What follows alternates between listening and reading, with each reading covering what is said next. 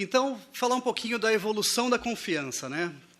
É uma ideia interessante, não é minha, é da Rachel, mas, basicamente, no início, a confiança ela era estabelecida de pessoa a pessoa. Desde o início dos tempos, quando se faz comércio, quando se trocam mercadorias e bens, eu conheço aquela pessoa e eu faço negócio com ela. Eu sei que eu dou alguma coisa, a pessoa me dá algo em troca, desde a época do escambo, né? Depois a coisa foi evoluindo muito, e há alguns séculos já eu tenho a figura de uma entidade, de uma instituição no meio do caminho, né, que eu poderia chamar de confiança 2.0. Eu tenho um banco central, um governo, alguém em quem eu confio, que me permite fazer uma troca com outra pessoa que eu posso conhecer ou não. Mas a confiança ela é estabelecida por essa entidade. E a confiança 3.0 é uma confiança distribuída, onde, de pessoa para pessoa, que eu posso conhecer ou não, ou seja, eu posso fazer uma transação com uma pessoa que eu não conheço, sem ter uma entidade no meio que me garanta essa confiança, mas o sistema nasceu de uma forma robusta e que me permite ter essa confiança. Depois a gente vai ver um pouquinho até do paradoxo da confiança, eu vou comentar, mas a tecnologia me permite ter confiança, só que, como a gente sabe, sempre tem um elo mais fraco na corrente e nem sempre, nesse caso especificamente, não é a tecnologia. A tecnologia ela permite uma segurança bastante robusta. Bom, muito bem, um pouquinho mais de história aqui, então.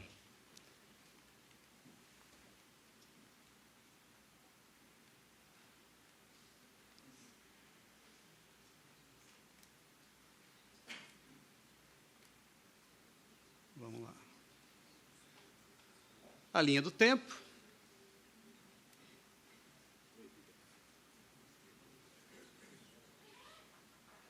Para onde, Salvador? Ali, né? Tá bom. Bom, quando o dinheiro passou a ser digital,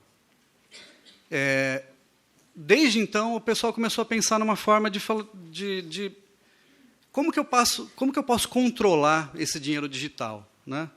Hoje em dia você tem na sua conta bancária lá R$1.000, por exemplo.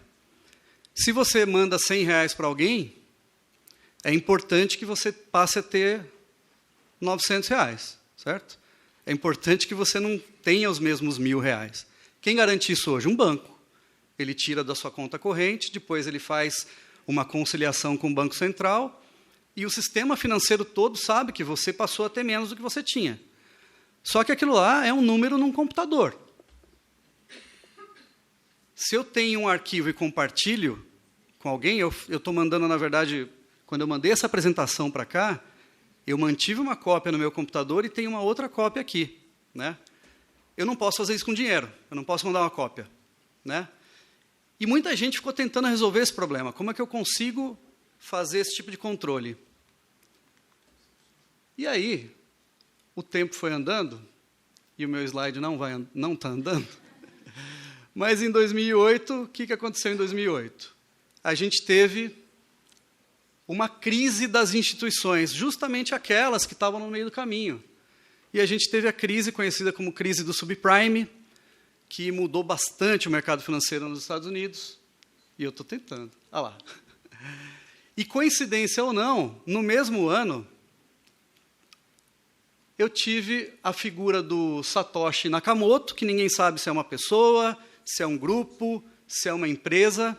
Esse cara publicou um paper numa comunidade de desenvolvedores e de... Opa, agora resolveu andar, hein, pelo jeito. Estragou a surpresa.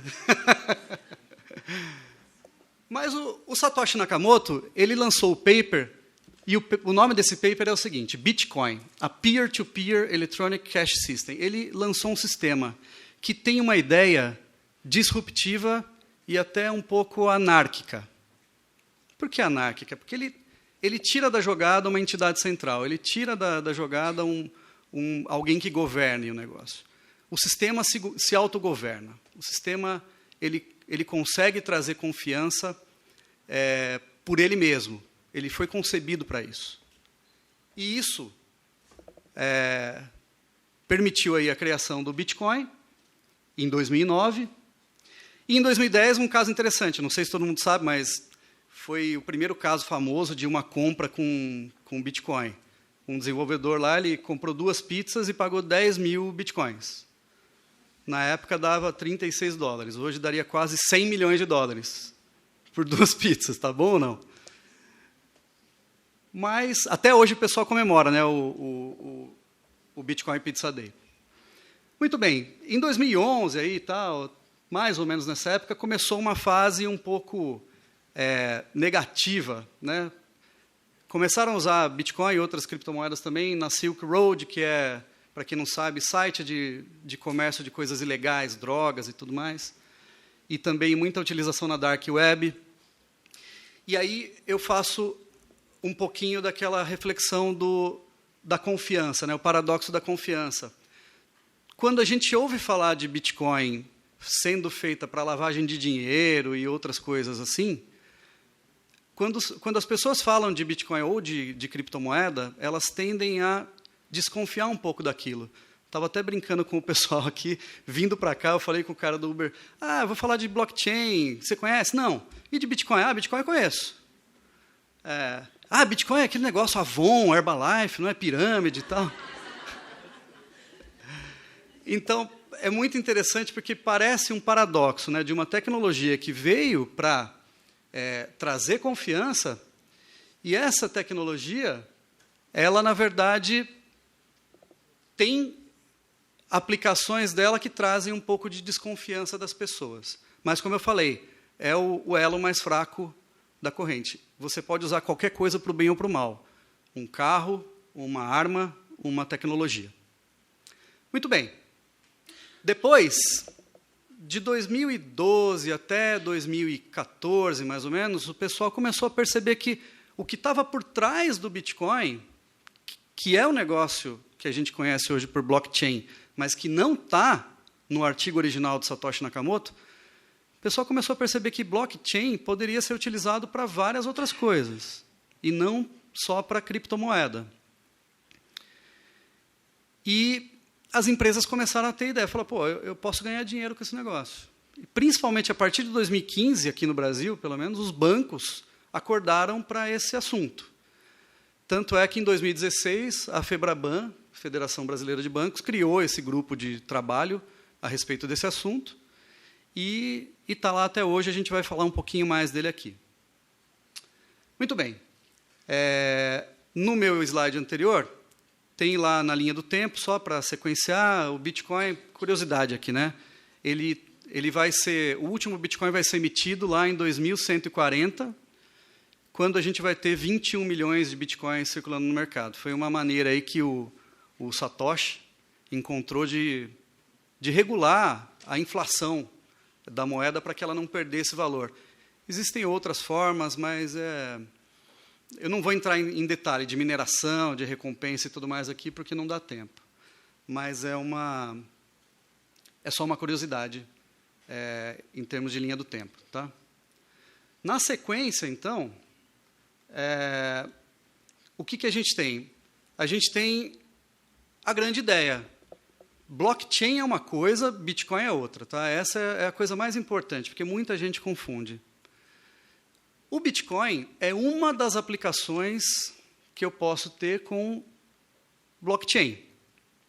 Existem várias outras. Tem o Travel Chain, para quem não conhece, é uma ferramenta aí de informações de viagem que você pode utilizar e que é baseada em blockchain. Eu tenho um case interessante também do próprio Itaú, que implementou um sistema de controle de margem de derivativos baseado em blockchain. Eu tenho o Ripple, que é um dos cases mais interessantes aí, de pagamentos, que eu consigo fazer transferências internacionais substituindo o SWIFT, que é uma coisa que está aí há muito tempo, muito antiga. Aqui.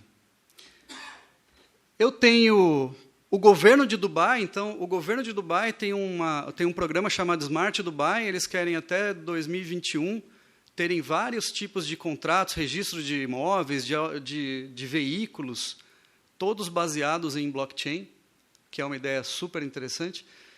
tem o case de transportes também da IBM e da Maersk, que a gente vai ver com um pouco mais de detalhes daqui a pouco. Tá? Então, eu queria que ficasse muito claro para vocês que a infraestrutura disso tudo é o blockchain. E então, a infraestrutura, né? Aqui embaixo, tudo blockchain. E aqui eu tenho as aplicações. Criptomoeda, viagens, transportes, derivativos, pagamentos e por aí vai. Ok?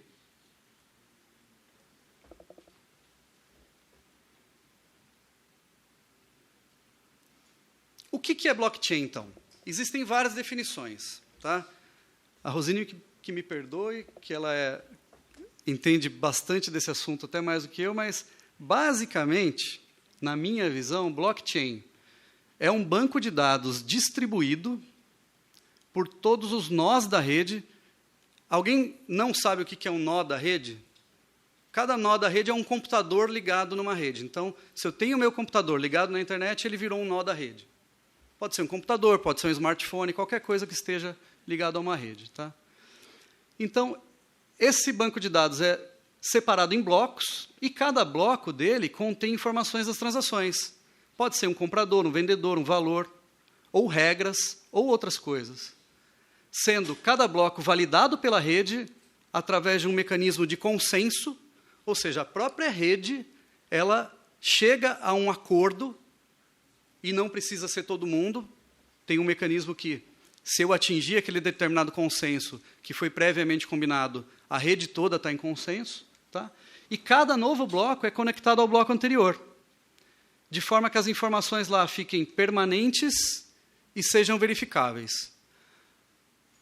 Vão surgindo alguns sabores de blockchain, algumas plataformas de blockchain, onde as coisas acabam mudando um pouquinho. Mas, basicamente, o conceito do blockchain inicial é esse.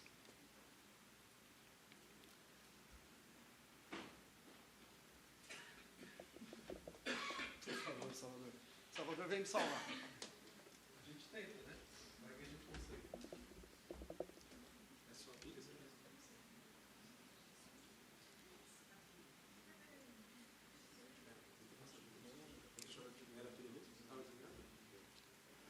Ah, muito bem. Alguns conceitos importantes sobre blockchain que eu queria trazer para vocês. Tá? Foi.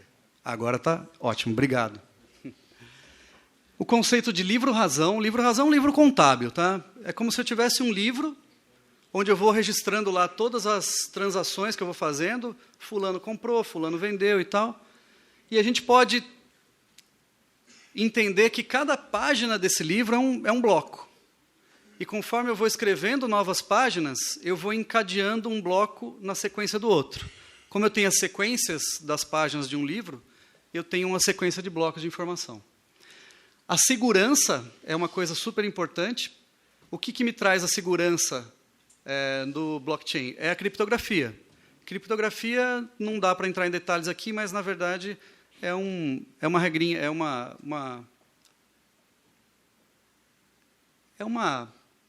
ciência, né, matemática que me permite ter segurança, e ela garante uma segurança muito grande até que a computação quântica chegue e mude a história do jogo.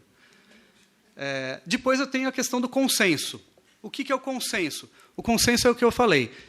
Eu preciso ter um acordo prévio com todos os membros da minha rede que, dadas determinadas condições, eu atinjo um consenso. A rede entra num acordo e aquilo que foi transacionado passa a ser aceito pela rede.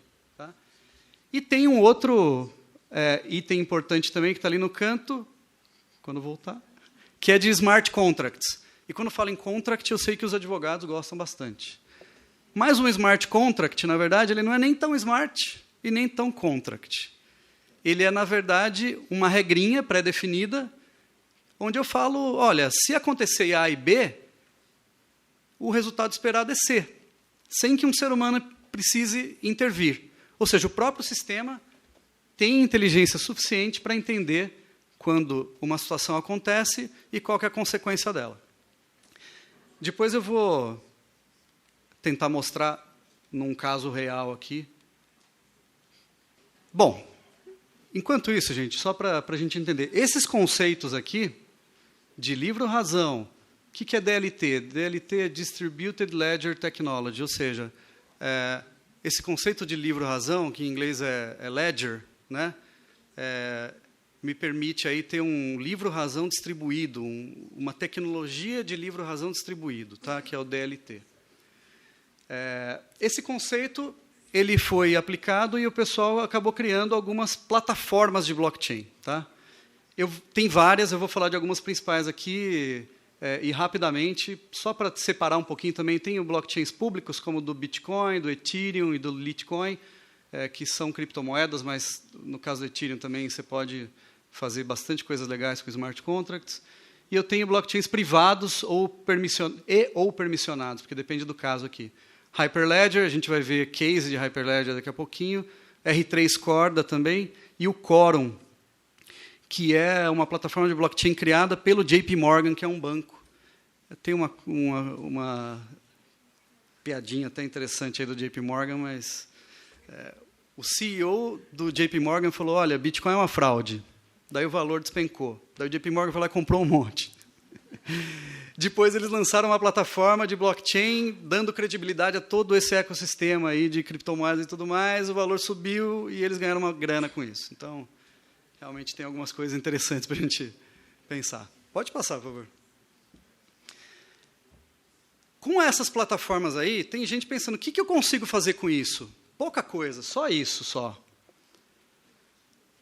Eu não vou entrar em cada um aqui, gente, a gente não tem tempo para isso, mas eu tenho transportes e logística, eu tenho serviço financeiro, eu tenho medicina e saúde, eu tenho a parte de legal, eu tenho uma infinidade de business, de negócios que podem ser feitos quando eu aplico esse conceito de blockchain.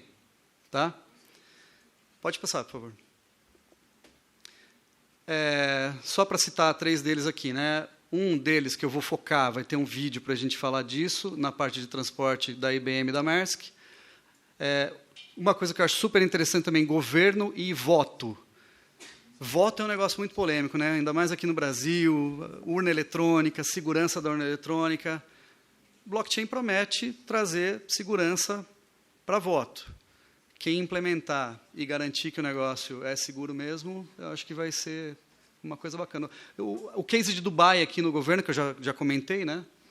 E para a parte de banco, financeiro e fintechs, aí, como eu já comentei também, o caso do Ripple. O Ripple, acho que é um dos cases de maior sucesso. Ele está conseguindo fazer em segundos o que antes você demorava alguns dias para fazer, e muita gente ganhando dinheiro com isso.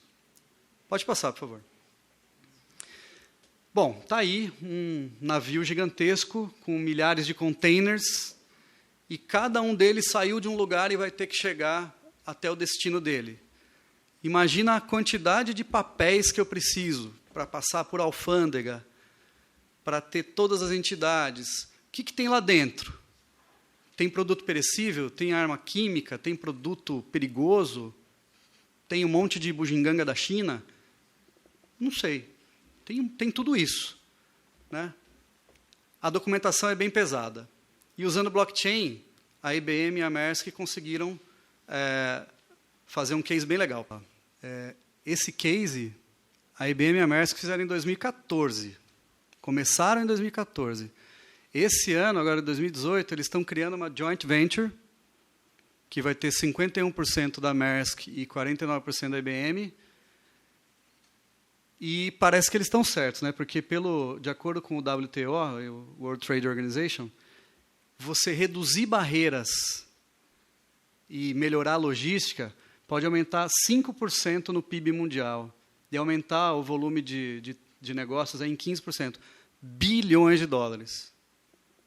E o blockchain é a tecnologia que está por baixo disso, permitindo que isso se torne realidade. Poxa, mas Renato, dá para fazer isso com outra tecnologia? Dá sim. Tecnologia está aí para fazer uma série de coisas, mas com os conceitos de blockchain, você consegue fazer isso de maneira muito mais fácil. Nada do que tem na blockchain hoje em dia, no conceito de blockchain hoje em dia, foi uma coisa que foi inventada agora. Isso o Courtney fala, né, Rosine? Não tem nenhuma novidade, são tecnologias que estão aí há anos. mas pela primeira vez você conseguiu coordenar e criar uma arquitetura que permite que essas tecnologias já existentes funcionem de uma maneira como essa aqui que a gente viu. Pode seguir, por favor. Aqui eu vou falar um pouquinho de um case que eu conheço. Como eu falei, eu participei desse grupo técnico da FEBRABAN, da Federação dos Bancos, e vi as discussões para que isso acontecesse. Começou em 2016 uma discussão, e em 2017 a FEBRABAN fez uma prova de conceito, é uma POC, né? Proof of Concept. Uma prova de conceito para você fazer aquela identificação de cliente, Know Your Customer, né? Primeiro foi feita uma prova de conceito chamada de Fingerprint. As empresas que fizeram foram o Itaú, a B3 e o Bradesco, que são as únicas 3 empresas no Brasil, os únicos 3 bancos que fazem parte do R3 Corda, que é um consórcio aí de blockchain de bancos. Tá? Tem vários bancos aí de fora, mas no Brasil só esses 3. É meio carinho para entrar, $250 mil para cada empresa entrar. Então, não é todo mundo que quer. Bom, foi feita essa prova de conceito, foi apresentado no CIAB, que é um evento de tecnologia bancária, o mais importante do país, e foi um dos primeiros cases de blockchain apresentados assim, num evento tão grande assim, aqui no Brasil. Tá? Depois, o pessoal fez o mesmo case, o mesmo business case, né? Ou seja, eu fazer um sistema para fazer identificação de clientes, usando uma outra plataforma, Hyperledger, e para essa outra prova de conceito foi dado o nome de DNA.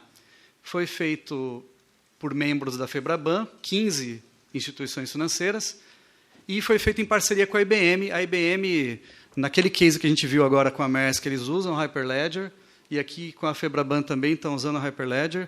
Eu vi hoje uma notícia que a IBM está lançando aí um case para controle de origem de diamantes, baseado em Hyperledger. Então, assim, a utilização é realmente muito grande. Bom, então o pessoal lá da FEBRABAN, né, meus colegas, fizeram um case usando uma plataforma de blockchain e depois fizeram usando uma outra e puderam comparar uma com a outra. Né?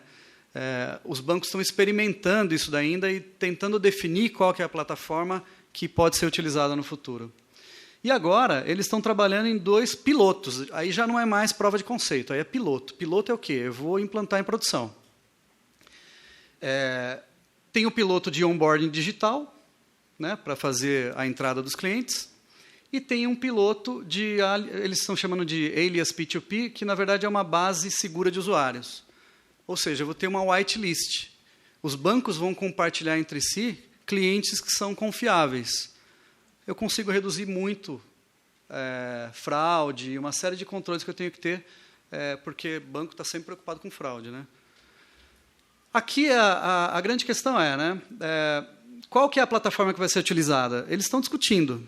Eu não participo mais do grupo, mas eu conheço as pessoas e sei que existe uma forte discussão para saber qual é a plataforma que vai vencer. Tá? Pode seguir, por favor. Então, gente, a gente tem aí um pouquinho de coisas para pensar. Sei que pode não fazer parte do mundo de vocês, mas algumas perguntas aqui que a gente pode fazer, que fazem sentido. Qual será a plataforma líder de blockchain? Eu não vou responder, porque eu não sei. Bitcoin é uma bolha? Quanto vai poder valer um Bitcoin até 2140? Ou semana que vem? Quantas criptomoedas ainda serão criadas? Eu nem falei muito de criptomoedas aqui, vocês viram que o meu colega Erasmo que vai falar desse negócio. Né? Mas quantas? Hoje a gente tem mais de 1.700 criptomoedas. Quantas vão existir ainda? Qual delas vai ter vida longa? E as novas ofertas, aí, os ICOs, eles vão ser um modelo efetivo de captação de investimento? Estava falando com o Gustavo, agora há pouco no COF. Né? Tem uns desafios aí, né, Gustavo? Como que a gente vai conseguir materializar o valor dessas coisas? Quais novos negócios vão surgir desse negócio que a gente chama de blockchain? E como tudo isso deve ser regulado? Essa é a parte da Rosine. Vou deixar para ela. E, finalmente, para vocês pensarem, eu acho que é por isso que vocês vieram aqui. Qual que é o papel de vocês no mundo jurídico nesse novo mundo, nesse mundo da confiança 3.0. Aí vai de cada um de vocês. Obrigado, gente.